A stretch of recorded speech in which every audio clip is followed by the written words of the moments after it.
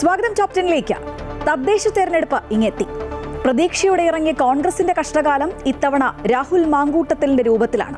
ലൈംഗിക പീഡന കേസിൽ കൂടുവിട്ട് കൂടുമാറി ഒളിവിൽ കഴിയുന്ന രാഹുലിനെതിരെ പരാതിയുമായി മറ്റൊരു യുവതി കൂടി ഇന്ന് രംഗത്തെത്തിയത് നേതൃത്വത്തെ വല്ലാതെ വലയ്ക്കുന്നുണ്ട്. രാഹുൽ എവിടെയെന്നും ഉടനെങ്ങാനും രാജിയുണ്ടോ എന്നുമൊക്കെ ചോദിക്കുന്നവരെ പ്രതിരോധിച്ചവർ മടുത്തു. അതിനിടെ പ്രതി രാഹുൽ ഒളിവിലും പിന്തുണച്ച രാഹുൽ അകത്തും കിടക്കുന്നത് മറ്റൊരു അത്ഭുത കാഴ്ച. എന്തായാലും ഇവിടെ രാഹുലെങ്കിൽ ഇടത്തോട്ട് സ്വർണ്ണക്കൊള്ളയും ബോണ്ടുമൊക്കെ ഉണ്ടല്ലോ എന്നതാണ് ആശ്വാസം. ഇന്നത്തെ വാർത്തകൾ സമഗ്രമായി നോക്കാം. ആദ്യം 10 പ്രധാന വാർത്തകളിലേക്ക്.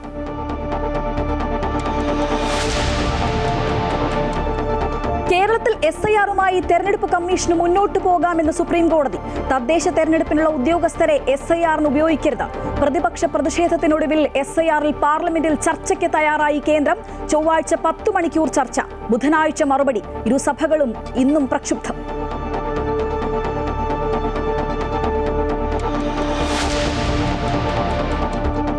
രാഹുൽ മാങ്കൂട്ടത്തിൽ MLA-ക്കെതിരെ വീണ്ടും ബലാത്സംഗ പരാതി. വിവാഹ വാഗ്ദാനം നൽകി ഹോം സ്റ്റേയിൽ എത്തിച്ച് പീഡിപ്പിച്ചുവെന്ന് KPCC-ക്ക് പരാതി നൽകിയ യുവതി DGP-ക്ക് കൈമാറിയെന്ന് VD സതീശൻ. ഗൂഢാലോചനയെന്ന് രാഹുലിന്റെ സുഹൃത്ത് ഫെനി നൈനാൻ. മുൻകൂർ ജാമ്യാപേക്ഷ നാളെ അടച്ചിട്ട കോടതി മുറിയിൽ കേൾക്കണമെന്ന് രാഹുലിനായി അയൽ സംസ്ഥാനങ്ങളിൽ തെരച്ചിൽ. നിരാഹാരം തുടരുന്ന രാഹുൽ ഈശ്വറിനെ സെൻട്രൽ ജയിലിലേക്ക് മാറ്റി.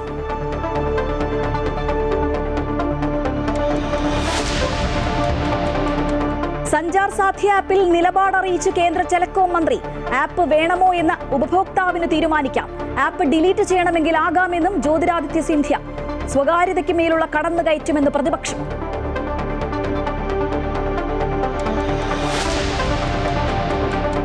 വെട്ടുകാൽ തേരി തുറന്ന ജയിലിന്റെ ഭൂമി ബ്രഹ്മോസ് ഉൾപ്പെടെ 3 ദേശീയ പദ്ധതികൾക്ക് ഉപയോഗിക്കാമെന്ന് സുപ്രീം കോടതി. സംസ്ഥാന സർക്കാരിന്റെ ആവശ്യം അംഗീകരിച്ചു. ആകെയുള്ള 457-ൽ 257 ഏക്കർ ഭൂമി വിട്ടുകൊടുക്കാൻ അനുമതി.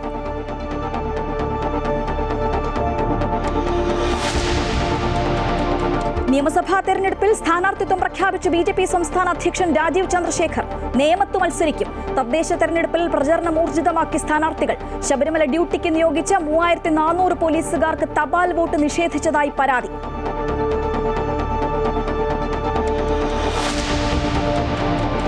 നടുറോഡിൽ KSRTC ബസ് തടഞ്ഞ കേസിൽ തിരുവനന്തപുരം മേയർ ആര്യ രാജേന്ദ്രനെയും ഭർത്താവ് സച്ചിൻ ദേവ് MLA-യെയും ഒഴിവാക്കി കുറ്റപത്രം. മേയറുടെ സഹോദരൻ അരവിന്ദ് മാത്രം പ്രതി. അശ്ലീലാംഗ്യം കാണിച്ചതിൽ ഡ്രൈവർ യദു പ്രതി. കേസുമായി മുന്നോട്ടെന്ന യദു.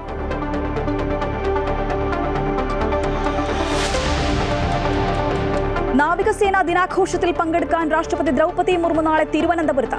വൈകിട്ട് വായുസേനയുടെ പ്രത്യേക വിമാനത്തിൽ രാഷ്ട്രപതി എത്തും. പ്രൗഢഗംഭീര അഭ്യാസ പ്രകടനത്തിനൊരുങ്ങി നാവികസേന. ഉച്ചയ്ക്ക് 12 മണി മുതൽ തലസ്ഥാനത്ത് ഗതാഗത നിയന്ത്രണം.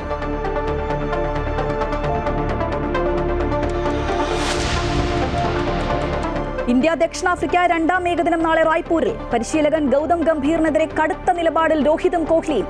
പ്രശ്നപരിഹാരത്തിന് BCCI യോഗം നാളെ. ഇന്ത്യൻ സൂപ്പർ ലീഗ് ഫുട്ബോൾ പ്രതിസന്ധിയിൽ ആഭ്യന്തര മന്ത്രാലയത്തിന്റെ യോഗം നാളെ ഡൽഹിയിൽ.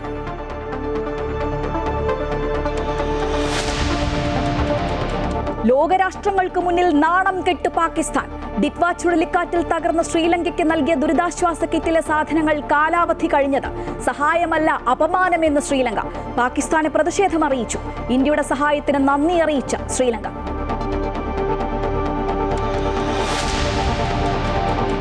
Editors choice. കഥ പറയും ക്യാമറകൾ.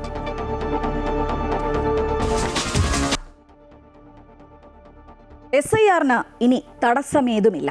സംസ്ഥാനത്തെ SIR നടപടികൾ തുടരാൻ പച്ചക്കൊടി വീശിയിരിക്കുകയാണ് സുപ്രീം കോടതി.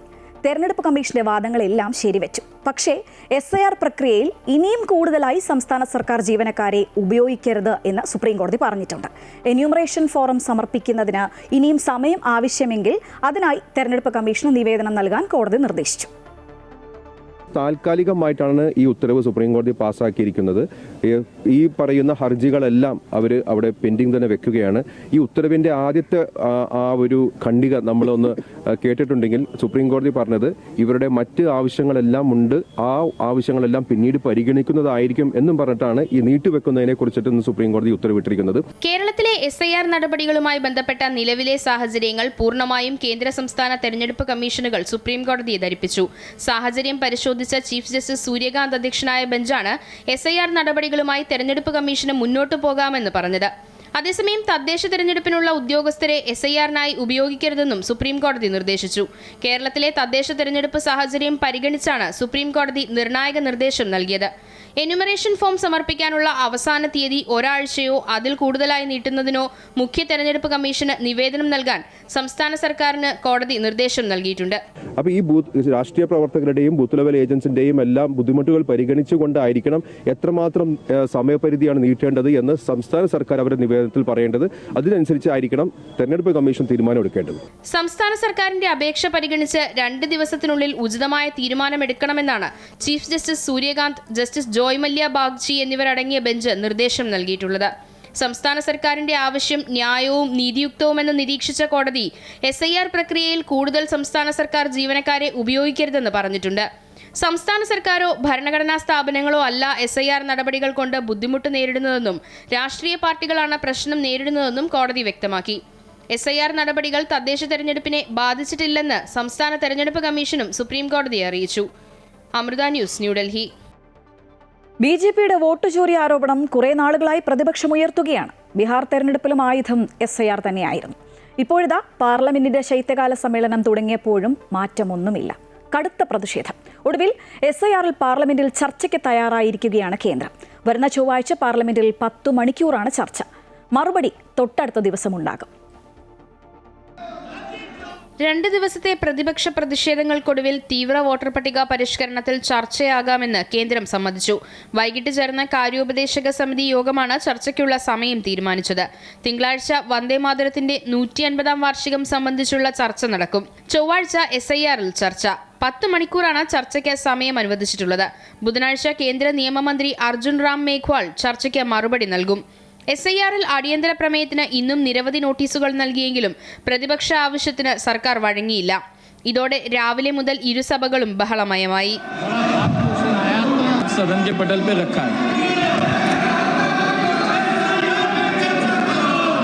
രാജ്യസഭയിൽ വന്യജീവി ആക്രമണം സംബന്ധിച്ച് സംസാരിക്കാൻ എണ്ണീറ്റ V. ശിവദാസൻ MP SIR ഉന്നയിച്ചത് രാജ്യസഭാ അധ്യക്ഷൻ CP രാധാകൃഷ്ണൻ ഇടപെട്ട് തടഞ്ഞു.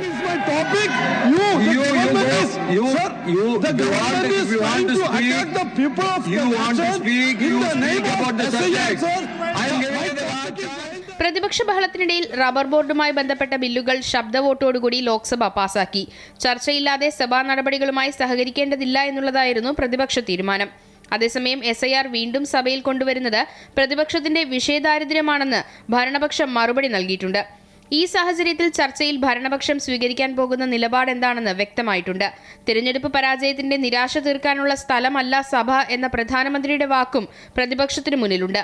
അതുകൊണ്ട് തന്നെ ചർച്ചയും മറുപടിയും രാഷ്ട്രീയ പോരാട്ടമായി മാറും. അമൃത ന്യൂസ്, ന്യൂഡൽഹി.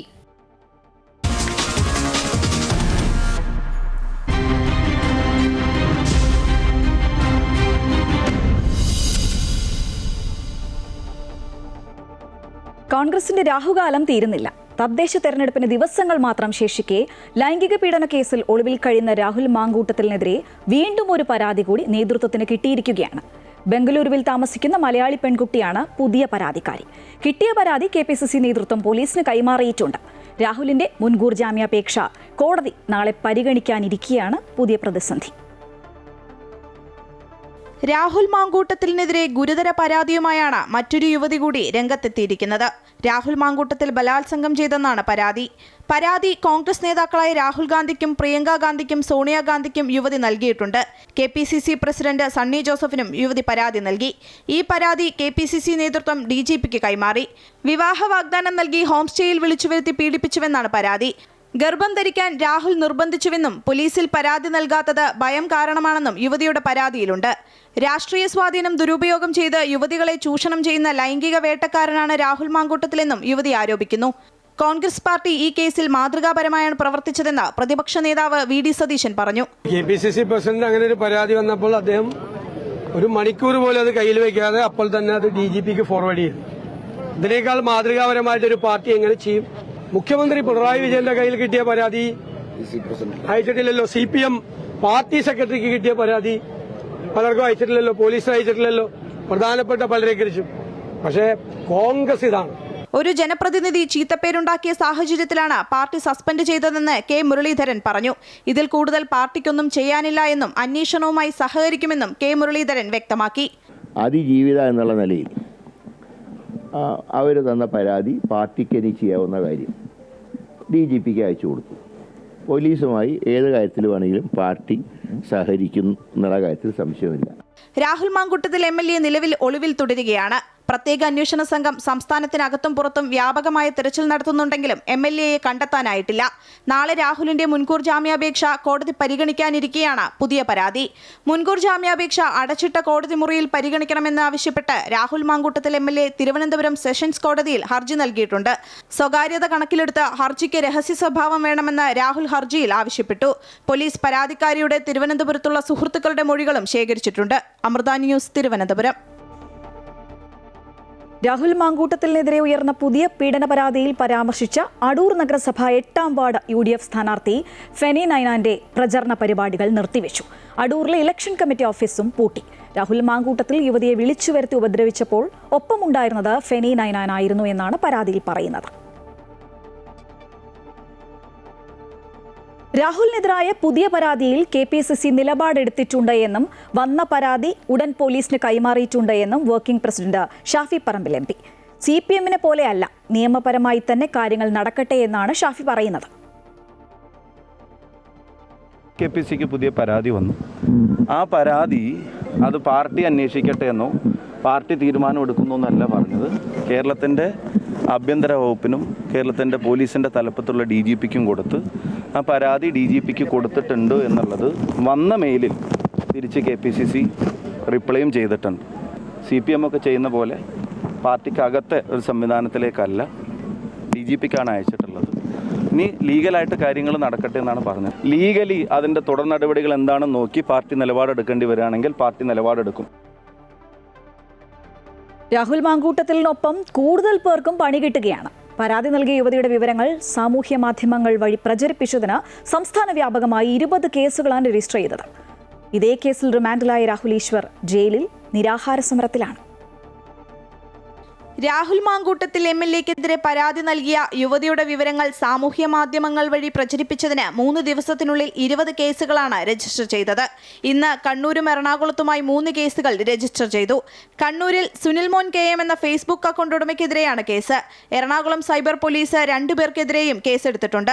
റസാഖ് PA, രാജു വിദ്യാകുമാർ എന്നിവർക്കെതിരെയാണ് IT ആക്ട് പ്രകാരം കേസെടുത്തത്. സമൂഹ മാധ്യമത്തിലൂടെ പരാതിക്കാരിയുടെ ചിത്രങ്ങൾ പരസ്യപ്പെടുത്തിയതിനാണ് കേസ്. സൈബർ അധിക്ഷേപ കേസ് റിമാൻഡിലായ രാഹുൽ ഈശ്വർ ജാമ്യം തേടി ഹൈക്കോടതിയെ സമീപിക്കും.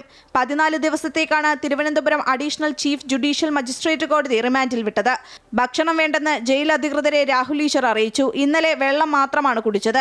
ഇന്നലെ റിമാൻഡ് ഉത്തരവ് വന്നപ്പോൾ തന്നെ ഇത് കള്ളക്കേസാണെന്നും ജയിലിൽ നിരാഹാരമിരിക്കുമെന്നും രാഹുൽ ഈശ്വർ വ്യക്തമാക്കിയിരുന്നു. അമൃത ന്യൂസ്, തിരുവനന്തപുരം. രാഷ്ട്രീയ വിശകലനങ്ങളുമായി അൻഫിൽ ഡിസൂസ ചേരുകയാണ്. അൻഫിൽട്ട്, തെരഞ്ഞെടുപ്പ് കാലത്ത് രാഹുൽ കോൺഗ്രസിന് വലിയ പ്രതിസന്ധിയായിരിക്കുകയാണ്. നിലവിലെ പരാതികൾ ഒരുപാടുണ്ട്. അതിൽ പ്രതിരോധം തീർക്കുന്നതിനിടയിലാണ് പുതിയൊരു പരാതി വന്നിട്ടുള്ളത്. പാർട്ടി നടപടി ഉണ്ടാകുമോ എന്നതിലല്ലേ ഇനി ആകാംക്ഷ? ശ്രീജ, തീർച്ചയായും രാഹുൽ മാങ്കൂട്ടത്തിനെതിരെ ഈ തെരഞ്ഞെടുപ്പ് കാലത്ത് പരാതിയുമായി അതിജീവിത രംഗത്ത് വന്നപ്പോൾ തന്നെ കോൺഗ്രസ് വലിയ രീതിയിൽ പ്രതിരോധത്തിലായിരുന്നു. അതിന് പിന്നാലെയാണ് ഇപ്പോൾ മറ്റൊരു യുവതി കൂടി ബലാത്സംഗ കേസിൽ പരാതിയുമായി കോൺഗ്രസ് നേതൃത്വത്തിന്, ദേശീയ നേതാക്കൾക്കടക്കമാണ് പരാതി ഇമെയിലായി അയച്ചിരിക്കുന്നത്. ആ പരാതിയുടെ അതിനകത്ത് പേരോ അഡ്രസ്സോ ഒന്നും കൊടുത്തിട്ടില്ലെങ്കിൽ പോലും ഔദ്യോഗികമായ ഒരു പരാതി ലഭിച്ച സാഹചര്യത്തിൽ ആ പരാതി DGPക്ക് കൈമാറി നിയമപരമായൊരു നടപടിയിലേക്ക് കോൺഗ്രസ് നേതൃത്വം കടന്നിരിക്കുന്നു. പക്ഷേ അപ്പോഴും കോൺഗ്രസിനെ സംബന്ധിച്ച് ഈ തെരഞ്ഞെടുപ്പ് വേളയിൽ 2 പരാതികൾ തുടർച്ചയായി വരുന്നു. ഔദ്യോഗിക തലത്തിൽ തന്നെ അത് പരാതിയായി വരുമ്പോഴാണ് ഇത്രയും നാളും കോൺഗ്രസ് പറഞ്ഞിരുന്നത് പരാതികളൊന്നും ഒരിടത്തും ഒരു കൃത്യമായി തന്നെ പരാതികൾ രേഖാമൂലം ലഭിച്ചിരുന്നില്ല, എങ്കിൽ കൂടി ഞങ്ങൾ നടപടിയെടുത്തു, മാതൃകാപരമായ നിലപാട് കോൺഗ്രസ് സ്വീകരിച്ചു എന്ന് ആവർത്തിച്ച് പറഞ്ഞുകൊണ്ടേയിരിക്കുന്ന കോൺഗ്രസിനാണ് ഇപ്പോൾ 2 പരാതികൾ ഔദ്യോഗികമായി, അതിൽ ഒരു കേസായി മാറിയിരിക്കുന്നു, മറ്റൊന്ന് പരാതിയുമായി. അതായത് ഏറ്റവും ഗുരുതരമായ കുറ്റകൃത്യങ്ങൾ രാഹുൽ മാങ്കൂട്ടത്തിൽ, വിവാഹ വാഗ്ദാനം നൽകി ബലാത്സംഗം ചെയ്തു എന്ന രീതിയിലുള്ള കുറ്റകൃത്യങ്ങൾ കുറ്റകൃത്യങ്ങളാണ് ഈ പരാതി, രണ്ടാമത്തെ പരാതിയിൽ യുവതി ചൂണ്ടിക്കാട്ടുന്നത്. അങ്ങനെ തുടർച്ചയായി ഉണ്ടാകുന്ന പരാതികൾ എന്ത് നടപടിയെടുത്തു എന്നൊരു ചോദ്യമാണ്. സസ്പെൻഷൻ ചെയ്തു എന്നതിനപ്പുറത്തേക്ക് പാർട്ടിയിൽ നിന്ന് പുറത്താക്കുക ഉൾപ്പെടെയുള്ള കടുത്ത നടപടികൾ രാഹുൽ മാങ്കൂട്ടത്തിനെതിരെ ഉണ്ടാകണമെന്നൊരു ആവശ്യമാണ്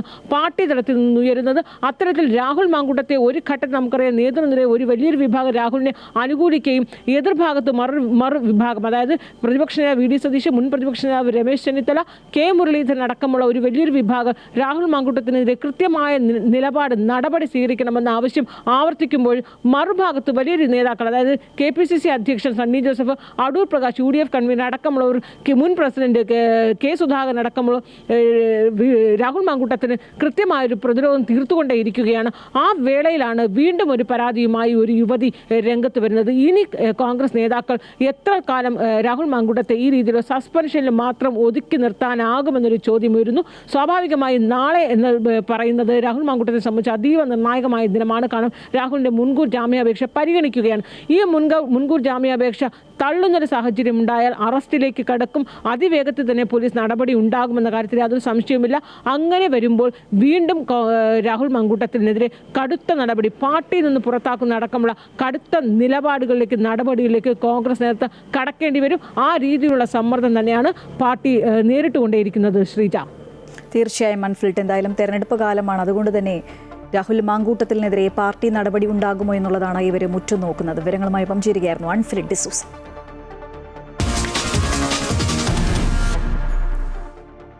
പുതിയ ആപ്പ് പൊല്ലാപ്പാകുമോ എന്നതാണ് ഇപ്പോഴത്തെ സജീവ ചർച്ച. സഞ്ചാർ സാഥി ആപ്പ് നരേന്ദ്രമോദിയുടെ CCTV എന്നും സ്വകാര്യതയ്ക്ക് മേലുള്ള കടന്നുകയറ്റം എന്നൊക്കെയാണ് പ്രതിപക്ഷം പരാതി ഉന്നയിക്കുന്നത്. സൈബർ സുരക്ഷയാണ് ലക്ഷ്യമെന്ന് തീർത്തു പറയുന്നു കേന്ദ്ര സർക്കാർ. അത് വേണോ വേണ്ടയോ എന്ന കാര്യം ഉപഭോക്താവിന് തീരുമാനിക്കാമെന്ന് കേന്ദ്ര ടെലികോം മന്ത്രി ജ്യോതിരാദിത്യ സിന്ധ്യ ഇന്ന് വ്യക്തമാക്കി. ഓൺലൈൻ തട്ടിപ്പ് തടയാനും സൈബർ സുരക്ഷ ഉറപ്പാക്കാനുമാണ് സഞ്ചാർ സാഥി ആപ്പ് സ്മാർട്ട് ഫോണുകളിൽ നിർബന്ധമാക്കാൻ കേന്ദ്ര സർക്കാർ നിർദ്ദേശം നൽകിയത്. നവംബർ 28-നാണ് ഇത് സംബന്ധിച്ച ഉത്തരവിറങ്ങിയത്. 90 ദിവസത്തിനുള്ളിൽ ആപ്പിന്റെ കാര്യത്തിൽ തീരുമാനമെടുക്കാനാണ് സ്മാർട്ട് ഫോൺ കമ്പനികൾക്ക് വാർത്താവിതരണ മന്ത്രാലയം നിർദ്ദേശം നൽകിയത്. ഇതോടെ അതിശക്തമായ പ്രതിഷേധവുമായി പ്രതിപക്ഷം രംഗത്തെത്തി. കേന്ദ്ര സർക്കാരിന്റെ നീക്കം മൗലിക അവകാശങ്ങൾക്ക് മേലുള്ള കടന്നുകയറ്റമാണെന്ന് കോൺഗ്രസ് സംഘടനാ ജനറൽ സെക്രട്ടറി KC വേണുഗോപാൽ പറഞ്ഞു. ബിഗ് ബ്രദർക്ക് എല്ലാം നിരീക്ഷിക്കാനുള്ള നീക്കമാണിതെന്നും അദ്ദേഹം കൂട്ടിച്ചേർത്തു. പെഗാസസിന്റെ അനുഭവം ഇന്ത്യയിൽ ഉണ്ടായതുകൊണ്ടാണ് നിങ്ങൾ മാധ്യമപ്രവർത്തകരെ അടക്കം, ജഡ്ജിമാരടക്കം, പ്രധാനപ്പെട്ട രാഷ്ട്രീയ നേതാക്കന്മാരടക്കം അത് അനുഭവിച്ചതാണല്ലോ പെഗാസസിന്റെ. ആ അനുഭവം ഉള്ളതുകൊണ്ടാണ് ഇത്തരം ഒരു നീക്കത്തിനെ ഞങ്ങൾ ശക്തമായിട്ട് എതിർക്കുന്നത്. കാരണം ഇത് വളരെ വ്യക്തമാണ്. ജനങ്ങൾക്ക് സൗകര്യം ഒരുക്കാനെന്ന വ്യാജേന സാധാരണക്കാരൻ്റെ സ്വകാര്യതയിലേക്ക് കടന്നു കയറാനുള്ള കേന്ദ്ര സർക്കാരിൻ്റെ നടപടിയായിട്ട് മാത്രമേ ഇത് കാണാൻ കഴിയൂ. പ്രതിഷേധം ശക്തമായതോടെ വിശദീകരണവുമായി കേന്ദ്ര ടെലികോം മന്ത്രി ജ്യോതിരാദിത്യ സിന്ധ്യ രംഗത്തെത്തി. മൊബൈൽ ആപ്പ് വേണമെന്ന് നിർബന്ധിക്കുന്നില്ല, ആവശ്യമുള്ളവർക്ക് ഉപയോഗിക്കാമെന്നാണ് കേന്ദ്ര ടെലികോം മന്ത്രിയുടെ നിലപാട്. സൈബർ സുരക്ഷയുടെ സാഹചര്യം വിലയിരുത്തിയാണ് ഇത്തരമൊരു തീരുമാനമെടുത്തത്. അക്കാര്യത്തിൽ കേന്ദ്ര സർക്കാരിന് പിടിവാശിയില്ലെന്നും അദ്ദേഹം പറഞ്ഞു. संचार साथी एक ऐप है और एक पोर्टल है जिसके आधार पर हर एक उपभोक्ता अपनी सुरक्षा अपने हाथों से कर पाता है. ആപ്പ് ഒരിക്കലും വ്യക്തികളുടെ സ്വകാര്യതയിലേക്ക് കടന്നുകയറില്ലെന്നും സന്ദേശങ്ങളോ ഫോൺ റെക്കോർഡോ ശേഖരിക്കുകയില്ല എന്നും BJP MP സംബീത് പത്ര പറഞ്ഞു. एक रिपोर्टर है मोबाइल फोन में, जैसे आप रिपोर्टर हैं, आप कुछ चुराते नहीं हैं, आप संविधान को और देश को बचाने का काम करते हैं. जो मेरे सामने मेरे साथी बैठे हैं वो संचार साथी हैं. ഇത്തരം സംവിധാനങ്ങൾ നിർബന്ധിച്ച് നടപ്പിലാക്കുന്നതിലൂടെ ജനാധിപത്യമാണ് അപകടത്തിലാകുന്നതെന്ന് ശശി തരൂർ MP പറഞ്ഞു. Sanchar Saathi application pre install ചെയ്യണമെന്നായിരുന്നു സ്മാർട്ട് ഫോൺ നിർമ്മാതാക്കൾക്ക് നൽകിയിരുന്ന നിർദ്ദേശം. ഇക്കാര്യത്തിൽ കമ്പനികൾ ഇതുവരെ നിലപാട് വ്യക്തമാക്കിയിട്ടില്ല. അമൃത ന്യൂസ്, ന്യൂഡൽഹി.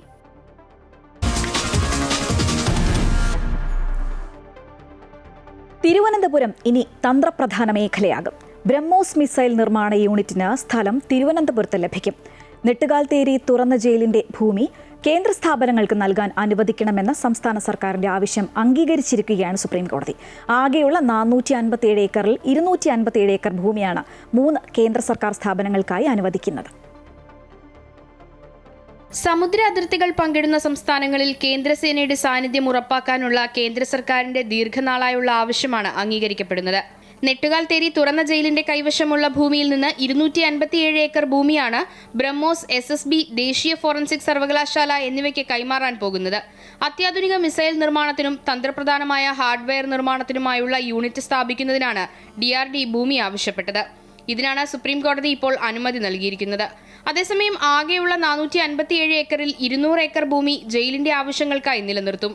തുറന്ന ജയിലുകളുടെ ഭൂമി മറ്റാവശ്യങ്ങൾക്ക് ഉപയോഗിക്കുന്നതിൽ കോടതി ചില നിയന്ത്രണങ്ങൾ ഏർപ്പെടുത്തിയിരുന്നു. ഈ സാഹചര്യത്തിലാണ് സംസ്ഥാന സർക്കാർ ഹർജിയുമായി സുപ്രീം കോടതിയെ സമീപിച്ചത്. ഈ ഹർജി പരിഗണിച്ച ജസ്റ്റിസ് വിക്രംനാഥിന്റെ ബെഞ്ചാണ് നിർണായക അനുമതി കൊടുത്തത്. സശസ്ത്ര സീമാബലിന്റെ ബറ്റാലിയൻ ഹെഡ്ക്വാർട്ടേഴ്സ് കേരളത്തിൽ ആരംഭിക്കണമെന്നത് കേന്ദ്ര ആഭ്യന്തര മന്ത്രാലയത്തിന്റെ ദീർഘകാല ആവശ്യമാണ്. ബറ്റാലിയൻ ഹെഡ്ക്വാർട്ടേഴ്സ് നിലവിൽ വരുന്നതോടെ കേരളത്തിൽ കേന്ദ്രസേനയുടെ സ്ഥിരം സാന്നിധ്യമുണ്ടാകും. നാഷണൽ ഫോറൻസിക് സയൻസ് യൂണിവേഴ്സിറ്റിയും കേരളത്തിനെ സംബന്ധിച്ച് നിർണായകമാണ്. സംസ്ഥാന സർക്കാരിനായി സ്റ്റാൻഡിംഗ് കൗൺസിൽ നിഷേ രാജൻ ശങ്കർ ഹാജരായി. അമൃത ന്യൂസ്, ന്യൂഡൽഹി.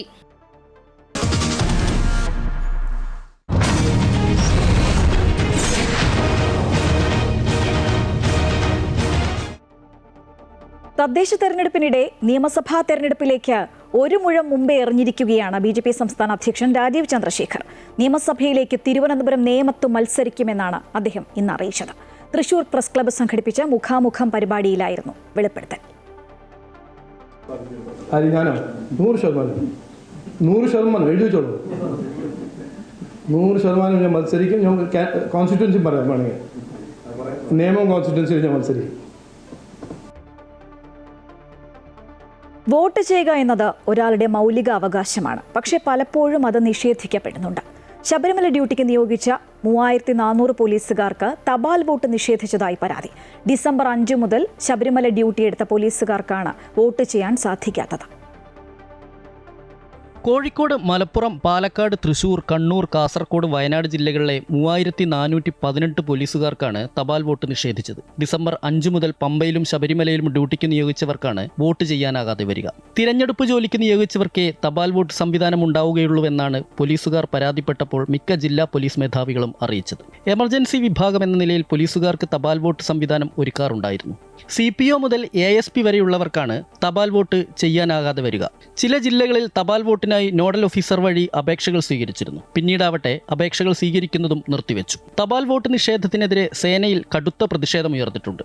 മാത്രമല്ല, ഇക്കാലയളവിൽ ശബരിമല ഡ്യൂട്ടിയെടുക്കുന്ന ഇതര വകുപ്പുകളിലെ ജീവനക്കാർക്കും തപാൽ വോട്ട് നിഷേധിച്ചതായും പരാതിയുണ്ട്. S. Vinesh Kumar, Amrita news, Kozhikode.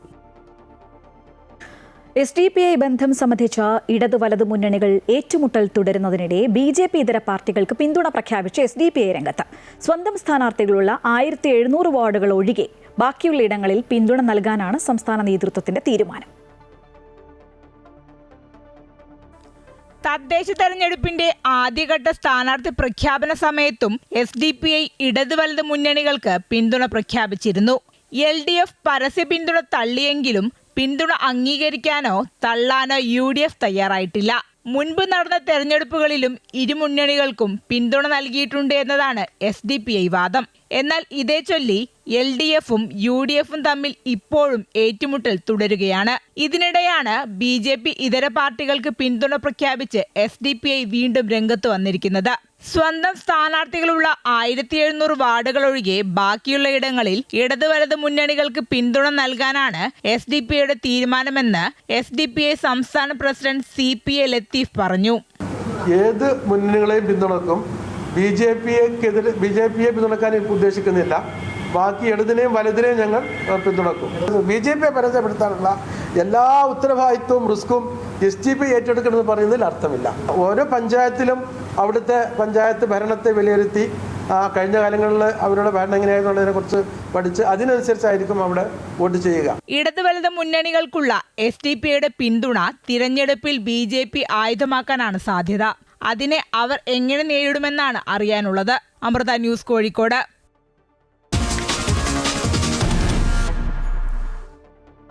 KSRTC bus തടഞ്ഞ കേസിൽ തിരുവനന്തപുരം മേയർ ആര്യ രാജേന്ദ്രനും ഭർത്താവ് സച്ചിൻ ദേവ് MLAയ്ക്കും ആശ്വാസം. ഇരുവരെയും പ്രതിപട്ടികയിൽ നിന്ന് ഒഴിവാക്കിയാണ് പോലീസ് കുറ്റപത്രം സമർപ്പിച്ചത്. മേയറുടെ സഹോദരൻ അരവിന്ദ് മാത്രമാണ് ഇപ്പോൾ പ്രതിപട്ടികയിലുള്ളത്. മേയറെ പ്രതി ചേർക്കണമെന്നാവശ്യപ്പെട്ട് ഇത് വീണ്ടും കോടതിയിൽ അപേക്ഷ നൽകി.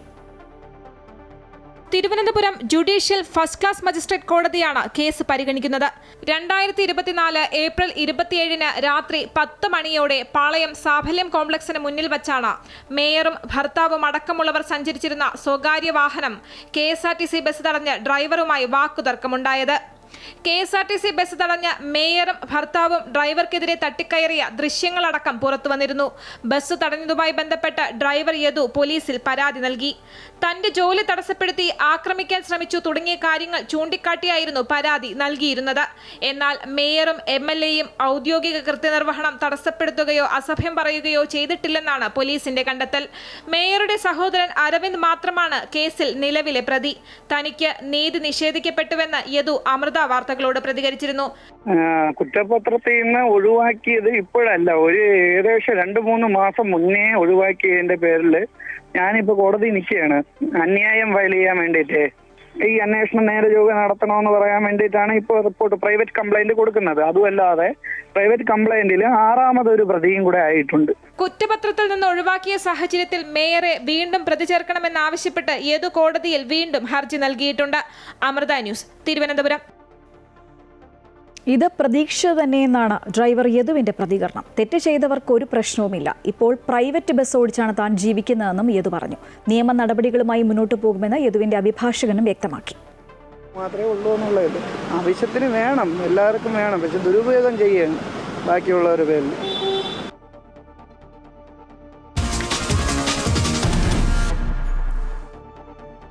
നാവികസേനയുടെ കരുത്ത് കാട്ടാൻ നാളെ തിരുവനന്തപുരം ശംഖുമുഖത്ത് നാവികസേന അഭ്യാസ പ്രകടനം നടത്തും.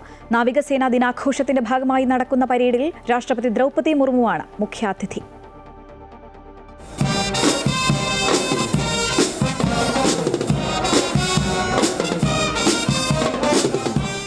നാവിക ദിനാഘോഷ ദിവസങ്ങളിൽ ശംഖുമുഖം ബീച്ചിലെത്തിയ കാഴ്ചക്കാരെ കണ്ണഞ്ചിപ്പിക്കുന്നതായിരുന്നു ഇന്ത്യൻ നാവികസേനയുടെ പരിശീലന പ്രകടനം. ഹോക്ക് ഡോണിയർ, മിഗ് ഫൈറ്റ് ജെറ്റുകൾ, ചേതക്, M3, MH-16 ഹെലികോപ്റ്ററുകൾ, INS കൊൽക്കത്ത, അന്തർവാഹിനി എന്നിവയുടെ അഭ്യാസ പ്രകടനമാണ് കാഴ്ചക്കാരെ ഹരം കൊള്ളിച്ചത്.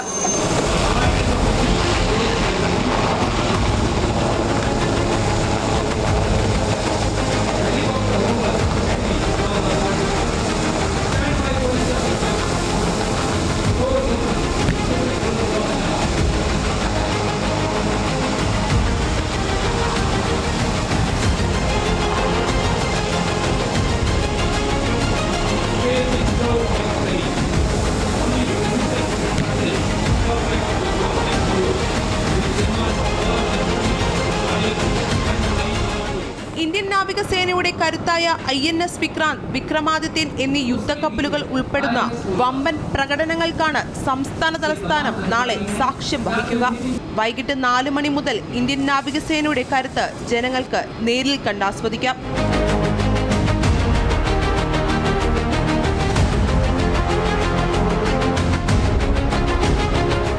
നാവികസേനയുടെ മികവുറ്റ അഭ്യാസ പ്രകടനങ്ങൾ നേരിൽ കാണാൻ തലസ്ഥാനം സജ്ജമായി കഴിഞ്ഞു. 8000 പേരെ ഉൾക്കൊള്ളിക്കാവുന്ന പവിലിയനും ശംഖുമുഖത്ത് ഒരുക്കിയിട്ടുണ്ട്. നാവികസേനാ ദിനമായ ഡിസംബർ 4 നടക്കേണ്ട അഭ്യാസ പ്രകടനങ്ങളാണ് രാഷ്ട്രപതിയുടെ സൗകര്യമനുസരിച്ച് ഒരു ദിവസം മുൻപ് നടത്തുന്നത്. രാഷ്ട്രപതിയെ വരവേൽക്കാൻ കേരളത്തിലെ സാംസ്കാരിക പൈതൃകം വിളിച്ചോതുന്ന കലാരൂപങ്ങളും ഒരുക്കുന്നുണ്ട്. 19 പ്രധാന യുദ്ധക്കപ്പൽ, 1 അന്തർവാഹിനി, 4 ഫാസ്റ്റ് അറ്റാക്ക് ക്രാഫ്റ്റ്, 32 വിമാനങ്ങൾ എന്നിവയായിരിക്കും നാളത്തെ ആഘോഷത്തിന്റെ പ്രധാന ആകർഷണം. ഇതാദ്യമായാണ് നാവികസേനയുടെ ഇത്തരത്തിൽ ഒരു ശക്തി പ്രകടനത്തിന് കേരളം സാക്ഷിയാകുന്നത്. 40,000 പേർക്ക് അഭ്യാസ പ്രകടനങ്ങൾ കാണാവുന്ന തരത്തിലാണ് സജ്ജീകരണങ്ങൾ. നാളെ സംസ്ഥാനത്ത് കർശന ഗതാഗത നിയന്ത്രണവും ഏർപ്പെടുത്തിയിട്ടുണ്ട്. അമൃത ന്യൂസ്, തിരുവനന്തപുരം. രാഷ്ട്രപതിയുടെ സന്ദർശനത്തോടനുബന്ധിച്ച് നാളെയും മറ്റന്നാളും തിരുവനന്തപുരം നഗരത്തിൽ ഗതാഗത നിയന്ത്രണം ഏർപ്പെടുത്തി. നാളെ ഉച്ചയ്ക്ക് 12 മണി മുതലാണ് നിയന്ത്രണം. വ്യാഴാഴ്ച രാവിലെ 6 മുതൽ രാവിലെ 11 മണി വരെയും ഗതാഗത നിയന്ത്രണം ഉണ്ട്. നാവികസേനയുടെ അഭ്യാസ പ്രകടനങ്ങൾ നടക്കുന്നതിനാൽ വൈകുന്നേരം 4 മണി മുതൽ 6:15 വരെ വിമാന സർവീസുകൾ നിർത്തിവച്ചിരിക്കുകയാണ്. യാത്രക്കാർ തങ്ങളുടെ വിമാനങ്ങളുടെ പുതുക്കിയ സമയക്രമം അറിയുന്നതിനായി എയർലൈൻസുകളുമായി ബന്ധപ്പെടണമെന്ന് തിരുവനന്തപുരം ഇന്റർനാഷണൽ എയർപോർട്ട് ലിമിറ്റഡ് നിർദ്ദേശം നൽകിയിട്ടുണ്ട്. ഡൊമസ്റ്റിക് എയർപോർട്ടിലേക്കുള്ള യാത്രക്കാർ വെൺപാലവട്ടം, ചാക്ക ഫ്ലൈഓവർ, ഈഞ്ചക്കൽ, കല്ലുമ്മൂട്, വലിയതുറ വഴി എത്തിച്ചേരണം. തിരികെ പോകുന്നതിന് സുലൈമാൻ തെരുവ്, വള്ളക്കടവ്, ഈഞ്ചക്കൽ വഴിയും പോകാം. ഇന്റർനാഷണൽ എയർപോർട്ടിലേക്ക് വരുന്ന വാഹനങ്ങൾ ചാക്ക, അനന്തപുരി ഹോസ്പിറ്റൽ, സർവീസ് റോഡ് വഴി പോകണമെന്ന് പോലീസ് അറിയിച്ചു. ചാക്ക, കല്ലുമൂട്, സ്റ്റേഷൻ കടവ്, വലിയതുറ, കുമരിച്ചന്ത, മാധവപുരം എന്നിവിടങ്ങളിൽ നിന്നും ശംഖുമുഖം, വെട്ടുകാട് ഭാഗത്തേക്ക് പാസ് അനുവദിച്ചിട്ടുള്ള വാഹനങ്ങൾക്ക് മാത്രമേ പ്രവേശനം അനുവദിക്കൂ. പാസില്ലാതെ പരിപാടി കാണാൻ വരുന്ന പൊതുജനങ്ങൾ നഗരത്തിന്റെ വിവിധ ഭാഗങ്ങളിൽ ക്രമീകരിച്ചിട്ടുള്ള പാർക്കിംഗ് ഗ്രൗണ്ടുകളിൽ വാഹനം പാർക്ക് ചെയ്യണം. അവിടെ നിന്ന് KSRTC ബസ്സുകളിൽ കയറി വെട്ടുകാട് ഇറങ്ങി പരിപാടി കാണാം. ഉച്ചയ്ക്ക് 1 മണി മുതൽ KSRTC ബസ്സുകൾ സർവീസ് നടത്തും. പൊതുജനങ്ങൾ കുടയും കുടിവെള്ളത്തിനുള്ള സ്റ്റീൽ കുപ്പികളും കയ്യിൽ കരുതണം. ഗ്രീൻ പ്രോട്ടോകോളിന്റെ ഭാഗമാണിത്. ശംഖുമുഖത്തിന്റെ വിവിധ ഭാഗങ്ങളിലായി കുടിവെള്ളത്തിനുള്ള ഫില്ലിംഗ് പോയിന്റുകൾ ഒരുക്കിയിട്ടുണ്ട്. അതീവ സുരക്ഷാ പ്രാധാന്യമുള്ള റൂട്ടിൽ പാർക്ക് ചെയ്യുന്ന വാഹനങ്ങളെ റിക്കവറി വാഹനം ഉപയോഗിച്ച് നീക്കം ചെയ്ത് നിയമ നടപടികൾ സ്വീകരിക്കും. രാഷ്ട്രപതിയുടെ റൂട്ട് സമയത്ത് പ്രധാന റോഡുകളിൽ വന്നു ചേരുന്ന ഇടറോഡുകളിലെ വാഹന ഗതാഗതത്തിന് നിയന്ത്രണം ഏർപ്പെടുത്തിയിട്ടുണ്ട്. ഗതാഗതം വഴിതിരിച്ചുവിടും. വിമാനത്താവളത്തിലേക്കും റെയിൽവേ സ്റ്റേഷനുകളിലേക്കും വരുന്ന യാത്രക്കാർ മുൻകൂട്ടി യാത്രകൾ ക്രമീകരിക്കണമെന്നും നിർദ്ദേശം നൽകിയിട്ടുണ്ട്. സിറ്റി പോലീസിന്റെ ഗതാഗത ക്രമീകരണങ്ങൾ അറിയാൻ 9497193055 എന്ന നമ്പറിലോ 0471255873 എന്ന നമ്പറിലോ ബന്ധപ്പെടാം. അമൃത ന്യൂസ്, തിരുവനന്തപുരം.